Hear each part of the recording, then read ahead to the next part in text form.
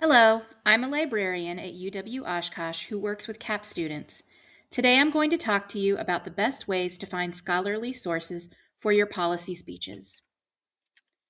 Before we get further into the video, I like to let all of our CAPP students know about the help that librarians at most university or college libraries can give. Reference and instruction librarians often work with professors to teach key information literacy and research skills for your general education classes and classes in the field you choose to study. We also meet with students for research appointments to help connect you to the best resources. Though we don't do your homework for you, we walk you through searches and talk about the best keywords and databases to use. For this class, you can email our InfoDesk email to reach our team at infodesk@uwash.libanswers.com, or you can message us on our 24/7 chat service. Please keep in mind that it's staffed by humans, not AI. Make sure to check what research services your library offers when you are a freshman to utilize all the best research you can. In this video, I'll be going over the basics of college-level research, defining a few terms you'll hear, and going in depth on a few different concepts that you may be unfamiliar with. Then I'll show you some places that I suggest you look for this assignment. I'll end with a few tips for searching in general. Let's get started. So let's cover some of the basics. You may already be familiar with some of these terms, but it's always good to review them. Journals are academic publications that are written by and for researchers. They cover specific fields, even more specific than you can imagine. For example, there's a journal of Tolkien research. Unfortunately, many journals are behind paywalls, but that's what library databases are for. You'll be able to access most journal articles for free through Polk Library. Peer-reviewed is a term you'll start hearing a lot. Sometimes professors use this interchangeably with scholarly, but they're technically slightly different. Peer-reviewed simply means that the article was vetted thoroughly by experts in the field for quality, accuracy, originality, etc. Professors often use this as an indicator that you're using credible sources for your research. One thing that throws students off when they're doing research at this level is what scholarly sources look like and the kind of information that they can give you. Students often expect a Wikipedia type of overview where it gives you basic background information. Peer-reviewed articles, which are usually studies or academic essays, don't usually work that way. They assume the reader has a working knowledge of the topic, so they jump right in. They also tend to be very specific. Let's take a quick look at a peer-reviewed article so you can see what they tend to look like. Right off the bat, you'll see that the titles tend to be fairly long. Often, though not always, you'll see multiple authors and the university or research centers they're associated with. The abstract of the article will usually appear below this.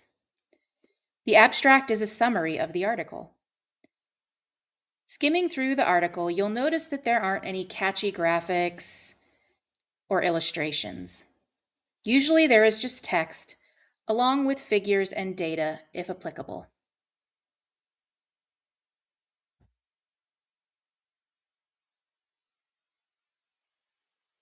So let's talk a little bit about why students have trouble with using scholarly articles for research.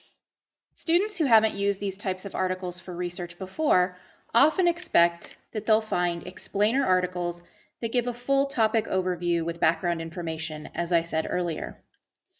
Instead, they get frustrated because they'll only usually see specific types of studies.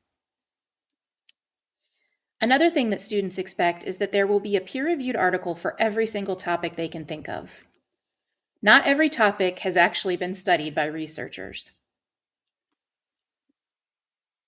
I often get asked, why can't I just use Google or AI?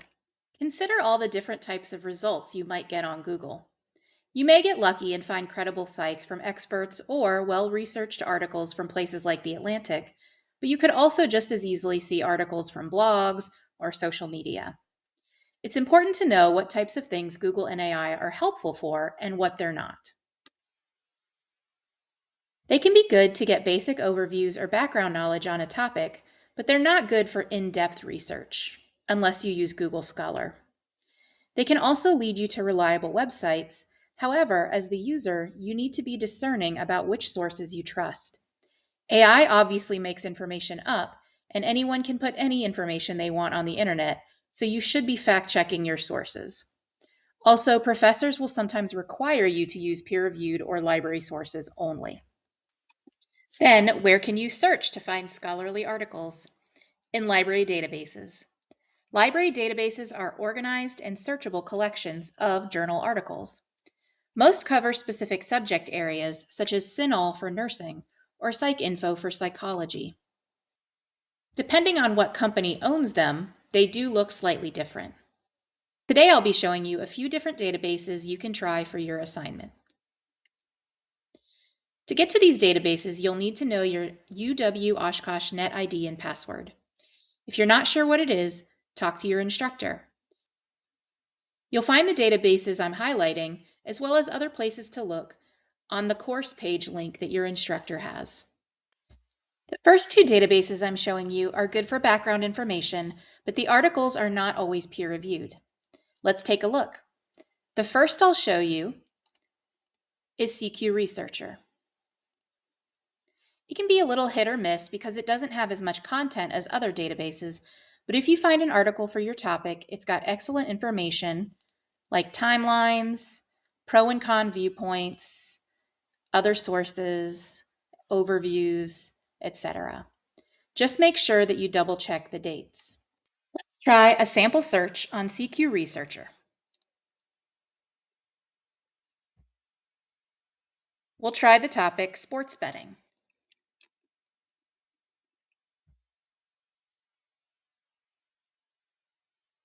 On the left, you can apply the filter for the date,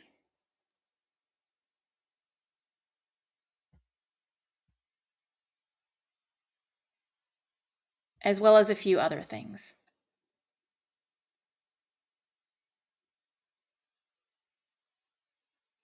I can see that there's a report from 2024.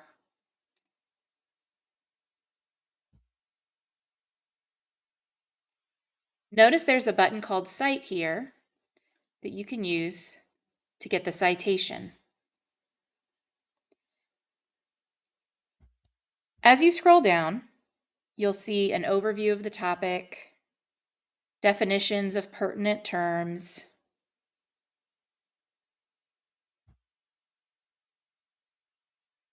and much more.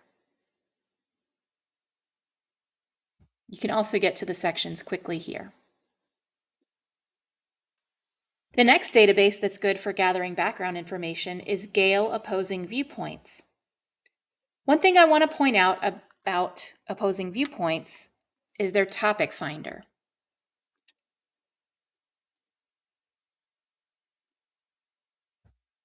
Which you can find at the bottom of their homepage.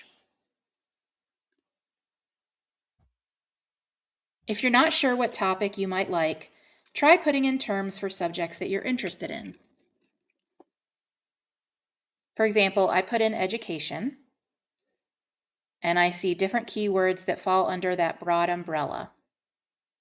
You can click on them further to see even more narrowed terms. And then it will sometimes give you articles for that as well. But let's try a search. I'll put in sports betting again.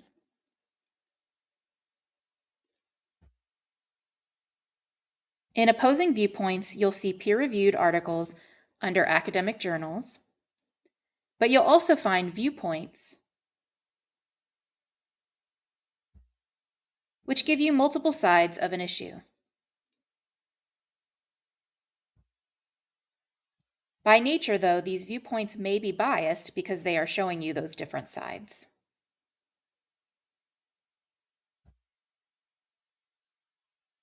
You may want to try different keywords or related terms as well. If I put in online gambling instead of sports betting, I can see that it actually has a topic overview which is kind of like a Wikipedia article.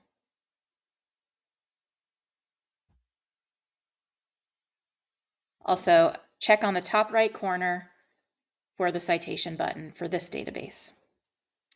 Now, for peer-reviewed journal articles like we talked about earlier, Academic Search Complete is the best starting point.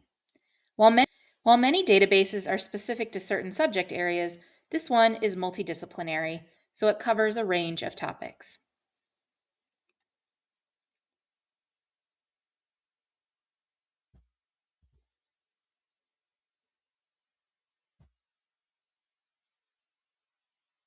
I'll search for sports betting in this database as well, but I'm going to do the search a little bit differently. In the first box, I'll put gambling or betting. In the next box, I'll put sports and maybe a few of the specific sports that I'm looking for, like basketball or football. In the last box, I'll put online or apps. I could also put specific companies that I know that are involved with sports betting. This database is also a good one to narrow my topic a little bit. I can add a box here and write in young adults, and I'll actually use their suggestion here, because I specifically want to look at the effect on young adults. After I search, I'll filter for full text only here. Don't worry too much about what this means, it just makes your life a little bit easier. And peer-reviewed, if that's what I'm looking for. I can also filter for publication dates here.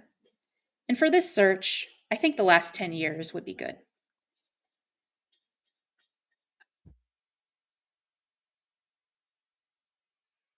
If I don't select peer-reviewed, I will also see articles like newspaper and magazine articles, but each title does tell you above what it is, so you can see if it's peer-reviewed or not.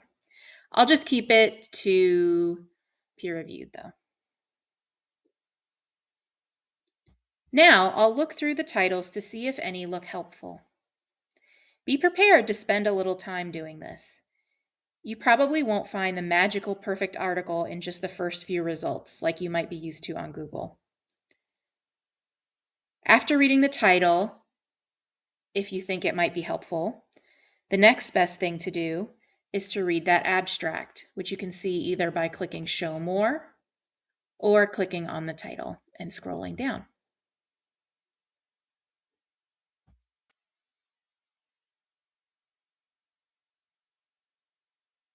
If it's one that you actually want to read, choose Access Options, PDF, or if it has online full text, you can choose that.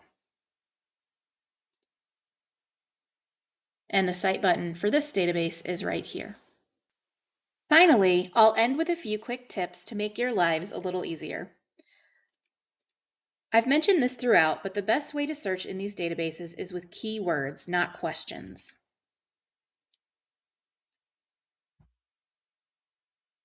On the screen are a few ways you can consider changing or adding to your keywords.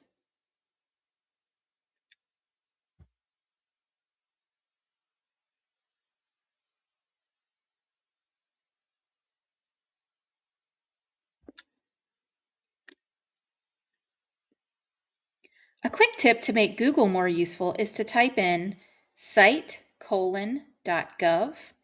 or .edu space and then your keywords.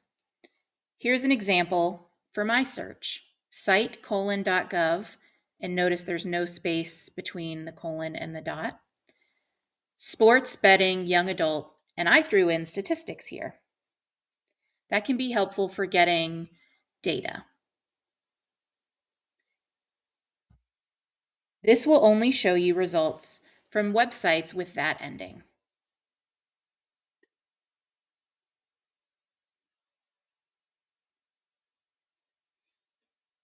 Next, I'm mentioning the citation feature again.